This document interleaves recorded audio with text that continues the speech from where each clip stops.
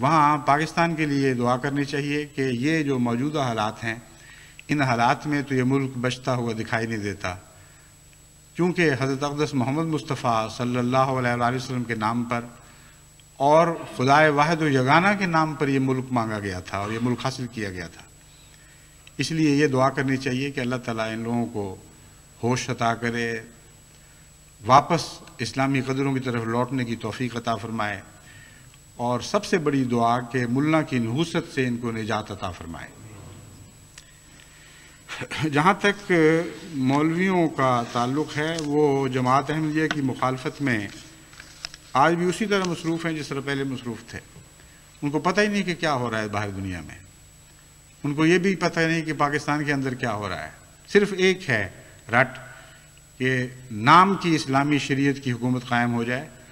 اور جماعت احمدیہ کے خلاف فتنہ، فساد، افتراء پردازی، جھوٹ، دنگا، سازشیں، یہی ان کی زندگی کا مقصد ہے۔ اس میں مبتلا رہتے ہوئے، اس نشے میں مست وہ اپنی زندگیاں گزار رہے ہیں۔ انہوں نے اپنی ہر کوشش کر دیکھی ہے، یہاں تک کہ آج ساری قوم کے لیے وہ خطرہ بن چکے ہیں۔ اس لیے میں نصیحتاً ان کو یہ بتاتا ہوں، حضرت مسیح موعود علیہ السلام کے الفاظ میں بڑی عاجزی کے ساتھ ان کو یہ نصیحت کرتا ہوں کہ اگر وہ اپنی عاقبت کی خیر چاہتے ہیں، اگر وہ ملک کی عاقبت کی خیر چاہتے ہیں، اگر وہ اسلام سے کچھ معمولی سی محبت بھی رکھتے ہیں، تو مخالفت بے شک کریں، لیکن اسلامی طرز کی مخالفت کریں۔ اس محمد مصطفیٰ صلی اللہ علیہ وسلم کے صدقے میں ان سے یہ التجا کرتا ہوں کہ مخالفت ویسی کریں جیسے حضرت محمد مصطفیٰ صلی اللہ علیہ وآلہ وسلم اپنے مخالفوں کی کیا کرتے تھے۔ یہ میں نہیں کہتا کہ حضرت صلی اللہ علیہ وآلہ وسلم ان کے ہیں، ہرگز میرا یہ کہنے کا مطلب نہیں۔ جو نقشہ میں نے کھینچا ہے اس کے بعد یہ کہنا کہ حضرت صلی اللہ علیہ وسلم ان کے ہیں، یہ تو بڑا ظلم ہوگا۔ میں صرف یہ کہنا چاہتا ہوں کہ وہ یہ دعویٰ کرتے ہیں کہ حضرت صلی اللہ علیہ وسلم ہمارے ہیں، بس اس دعوے کی شرم رکھیں، اور مخالفت بھی کرنی ہے تو سنت مصطفیٰ کے مطابق مخالفت کریں، پھر ہمیں کوئی عذر نہیں، پھر خدا کے پاک تقدیر کے حوالے کریں، جو بھی فیصلہ خدا کی تقدیر کرے گی اس پہ ہم راضی ہیں اور ساری دنیا کو اس پہ راضی ہونا پڑے گا۔ حضرت مسیح موعود علیہ السلام نے ان مخالفتوں کا ذکر کرتے ہوئے اسی رنگ میں علماء کو کچھ نصیحتیں کی تھیں، کچھ امور کی طرف ان کو متوجہ کیا تھا۔ اس لیے آپ کے الفاظ میں یہ اقتباسات پڑھ کر میں اس آج کے خطبے کو ختم کروں گا۔ حضرت اقدس علیہ السلام فرماتے ہیں، خدا تعالیٰ اپنی تائیدات اور اپنے نشانوں کو ابھی ختم نہیں کر چکا، اور اسی کی ذات کی مجھے قسم ہے کہ وہ بس نہیں کرے گا جب تک میری سچائی دنیا پر ظاہر نہ کر دے۔ بس اے تمام لوگوں جو میری آواز سنتے ہو، خدا کا خوف کرو اور حد سے مت بڑھو۔ اگر یہ منصوبہ انسان کا ہوتا تو خدا مجھے ہلاک کر دیتا اور اس تمام کاروبار کا نام و نشان نہ رہتا، مگر تم نے دیکھا ہے کہ کیسی خدا تعالیٰ کی نصرت میرے شامل حال ہو رہی ہے، اور اس قدر نشان نازل ہوئے جو شمار سے خارج ہیں۔ دیکھو کس قدر دشمن ہیں جو میرے ساتھ مباہلہ کر کے ہلاک ہو گئے۔ اے بندگان خدا، کچھ تو سوچو، کیا خدا تعالیٰ جھوٹوں کے ساتھ ایسا معاملہ کیا کرتا ہے؟ پھر فرماتے ہیں، کون جانتا تھا اور کس کے علم میں یہ بات تھی کہ جب میں ایک چھوٹے سے بیج کی طرح بویا گیا اور بعد اس کے ہزاروں پیروں کے نیچے کچلا گیا، اور آندھیاں چلیں اور طوفان آئے اور ایک سیلاب کی طرح جو شور بغاوت میرے اس چھوٹے سے تخم پر پھر گیا، پھر بھی میں ان صدمات سے بچ جاؤں گا۔ یعنی کون جانتا تھا کہ اس سب کے باوجود میں ان صدمات سے بچ جاؤں گا؟ سو وہ تخم خدا کے فضل سے ضائع نہ ہوا، بلکہ بڑھا اور پھولا، اور آج وہ ایک بڑا درخت ہے جس کے سایہ کے نیچے 3 لاکھ انسان آرام کر رہا ہے۔ پھر آخر پر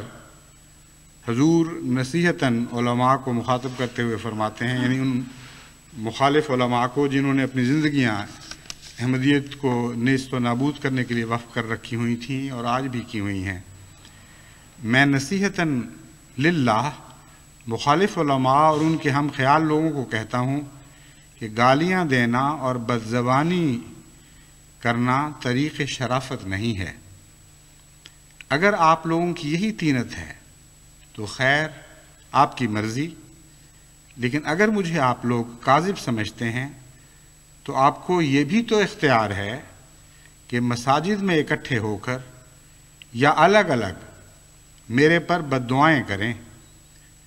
اور رو رو کر میرا استیصال چاہیں، یعنی بجائے اس کے کہ تم گند بکنے میں، سازشوں میں، فتنہ پردازیوں میں حد سے بڑھ جاؤ، جیسا کہ بڑھ بھی چکے ہو، میں تمہیں ایک اور طریق بتاتا ہوں۔ اگر تمہیں خدا پر ایمان ہے اور خدا کی خاطر تم مخالفت کر رہے ہو تو دعاؤں سے کام کیوں نہیں لیتے؟ مسجدوں سے نکل کر گلیوں اور گھروں میں فساد برپا کرنے کی خاطر جو بھڑک بھڑک کے نکلتے ہو، واپس مسجدوں کو لوٹو اور مسجدوں میں خدا کے حضور سجدہ ریز ہو جاؤ اور دعائیں کرو کہ اے خدا، یہ وہ شخص ہے جو ظالم ہے، جس نے ایک ظالم جماعت پیدا کی ہے اور جو تیری دشمن لوگ ہیں، ہم بھی ان کے دشمن تیری خاطر ہیں، بس تو ہماری مدد فرما اور ان کو نیست و نابود کرنے میں آسمان سے کارروائی کر، کیونکہ ہماری زمین کی کارروائیاں تو بالکل ناکام اور نامراد ہو چکی ہیں۔ یہ مراد ہے کہ اس رنگ میں تم دعائیں کرو، استیصال چاہو، یعنی مجھے کلیتاً ملیا میٹ کر دینے کے لیے دعائیں کرو، جڑوں سے اکھیڑ پھینکنے کے لیے دعائیں کرو۔ پھر اگر میں کاذب ہوں گا تو ضرور وہ دعائیں قبول ہوں گی، اور آپ لوگ ہمیشہ دعائیں کرتے بھی تو ہیں، آپ لوگ ہمیشہ دعائیں کرتے بھی ہیں، لیکن یاد رکھیں کہ اگر آپ اس قدر دعائیں کریں کہ زبانوں میں زخم پڑ جائیں اور اس قدر رو رو کر سجدوں میں گریں کہ ناک گھس جائیں اور آنسوؤں سے آنکھوں کے حلقے گل جائیں اور پلکیں جھڑ جائیں،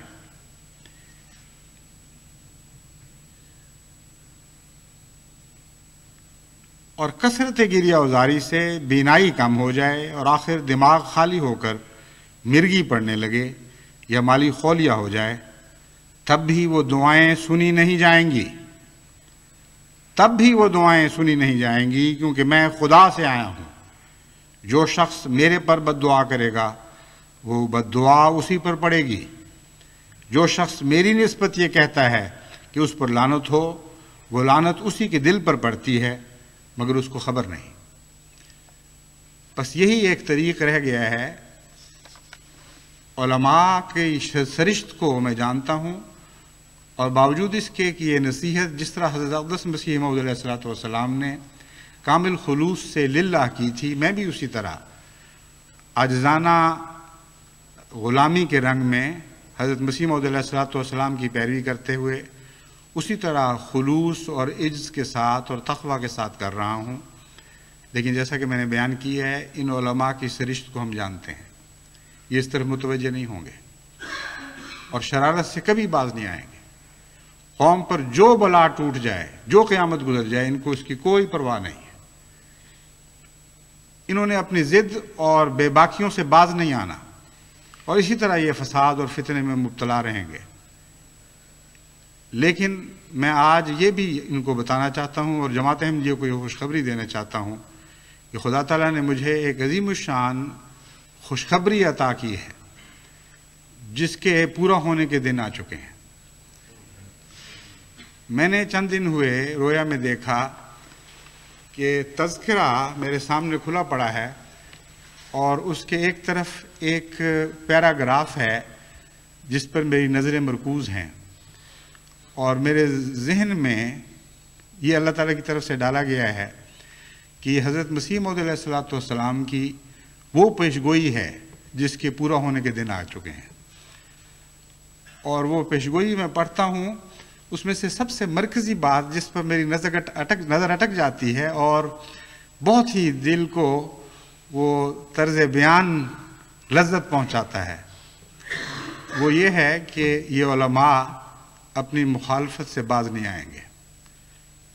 اور جس طرح دکھ اور آزار پہنچانے کے لیے دن رات کوشش کر رہے ہیں اسی طرح کرتے چلے جائیں گے۔ لیکن جس طرح خزاں کے موسم میں بھیڑوں کے ڈنگ جھڑ جاتے ہیں اور نیش زنی کرنے سے عاجز آ جاتے ہیں، یہ نہیں کہ ان کا دل نہیں چاہتا۔ پنجابی میں تو ہم ان کو دوگا کہا کرتے تھے، اردو میں مجھے علم نہیں، لیکن وہ الفاظ جو الہام کے وہاں لکھے ہوئے ہیں وہ دوگے کے لفظ ہی لکھے ہوئے ہیں، اور وہ الفاظ یعنی مضمون تو بالکل یہی ہے۔ الفاظ ممکن آگے پیچھے ہو چکے ہوں، ذہن میں پوری طرح وہ یاد نہ رہے ہوں۔ وہ یہ تھے کہ مولوی تو اپنی شرارتوں سے باز نہیں آئیں گے اور ڈنگ مارتے چلے جائیں گے، لیکن خدا کی تقدیر ان کو دوگا کر دے گی اور ڈنگ مارنے کی طاقت ان سے جاتی رہے گی۔ بس یہ وہ خوشخبری ہے جو میں دیکھ رہا ہوں کہ لازماً اس کے پورا ہونے کے دن آ رہے ہیں، کیونکہ اللہ تعالیٰ نے یہ خبر عطا فرمائی ہے۔ اور میں نہیں جانتا کہ حضرت مسیح موعود علیہ السلام کے الہامات میں ان الفاظ میں کوئی پیشگوئی تھی یا نہیں تھی، مگر جس رنگ میں خدا نے مجھے یہ خبر دی ہے یہ مضمون ضرور کہیں موجود ہے۔ بس ان مولویوں کو میں یہ کہتا ہوں کہ جو زور تم سے لگتا ہے لگاتے چلے جاؤ، دعائیں کرو، گریہ گزاری کرو، اور اس کی توفیق نہیں تو گالیاں بکتے چلے جاؤ، ہر قسم کی سازشیں کرو، مگر میرے خدا نے یہ فیصلہ کر لیا اور جماعت احمدیہ کے خدا نے یہ فیصلہ کر لیا کہ اس کی تقدیر تمہارے ڈنگ نکال دے گی